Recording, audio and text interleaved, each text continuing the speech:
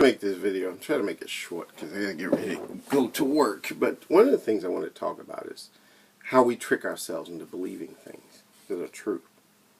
You know, I was watching this program on John of God. Some of you probably have heard of John of God. You know, and the thing is that I know that there are people who are really big fans of this guy. This guy in Brazil, he has these great healing powers. He could heal people. But one thing I kind of think, and I'm not going to make any argument one way or the other whether he actually is healing people or not. Maybe he is. Maybe he really is. But I think based on all the evidence so far is that really he isn't.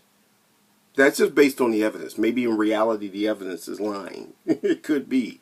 You know, so we can just, you know, for those of us who don't really care much about evidence or science or anything else, you know, yeah, it's possible that maybe he really is curing people. It's like a cure you just don't see, you know.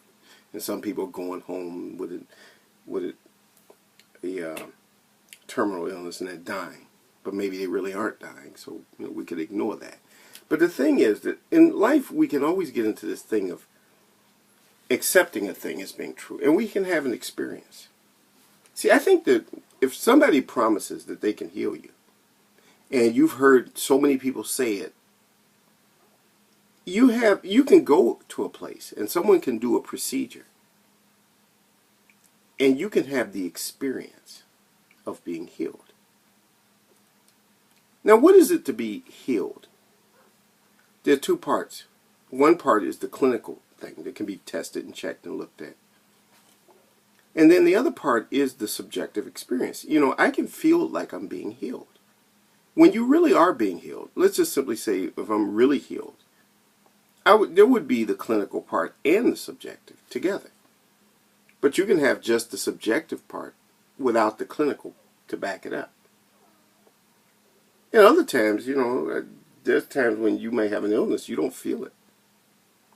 You know, and maybe you are clinically doing well. I could take medicines, for example, to control my blood pressure. There's Missy making noise. The thing is that the experience, you know, experience sometimes is really the worst thing when it comes to knowing what really is the truth. It's just something I want to say. That's all.